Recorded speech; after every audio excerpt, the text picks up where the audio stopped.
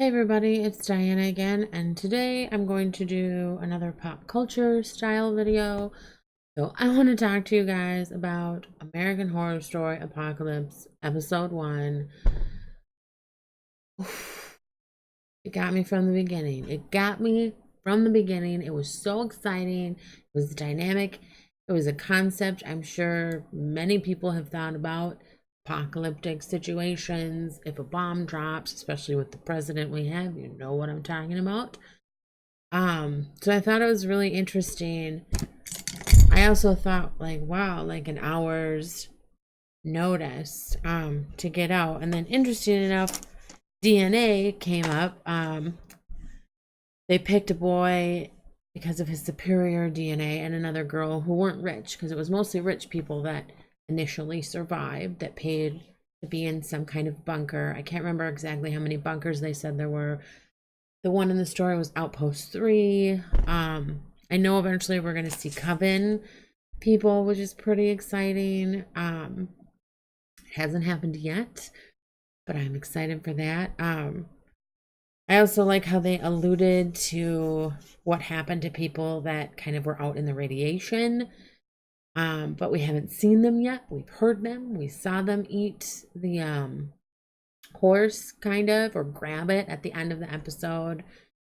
And I thought it was interesting. At first, I was like, wow, these rich people, like, whoever created the collective, if you will, they called it, these outposts, and sourced them with random food protein cubes and what have you. I thought it was interesting that they didn't really seem to have a hold on what was going on. I also thought it was interesting that the person who was running that specific outpost and her like henchman, right hand man, what have you, Kathy Bates's character, were kind of terrorizing these people non-essentially, just for fun, shits and giggles, really from day one. I kind of feel like I know people that would do that to other people, so I thought that was really interesting. But yeah, so I don't know. It was a good episode. I I'm enjoying the characters so far.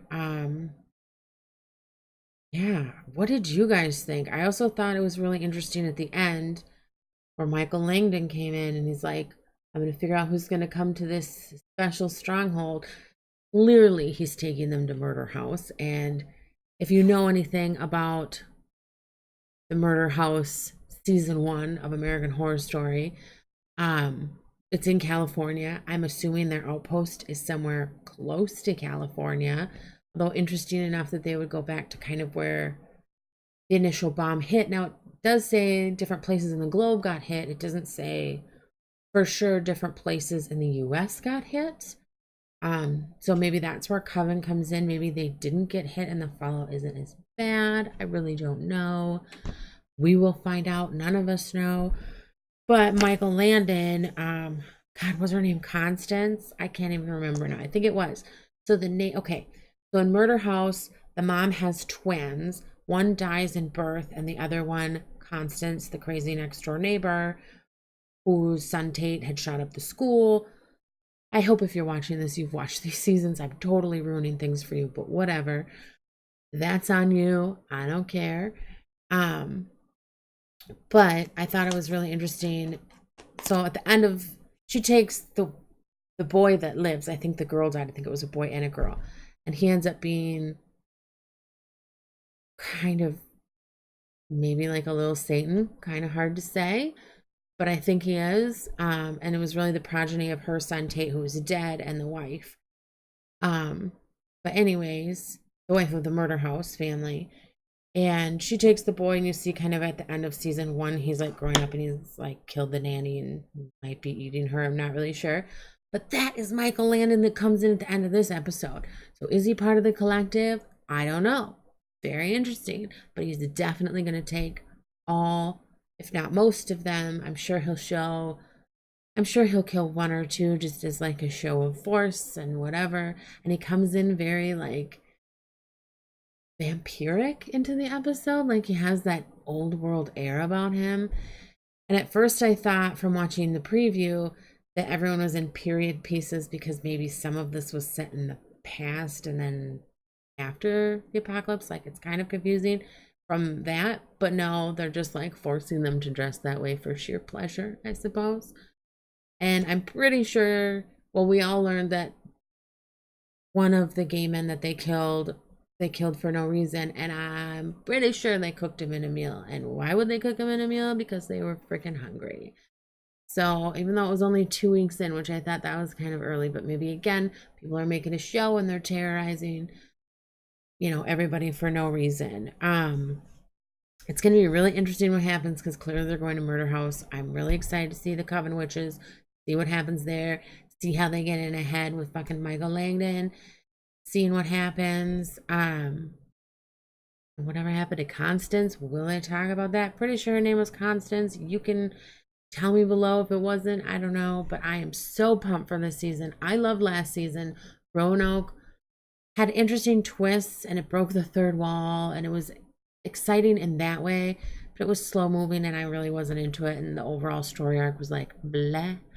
But every other season I've really liked, and I really, really liked last season.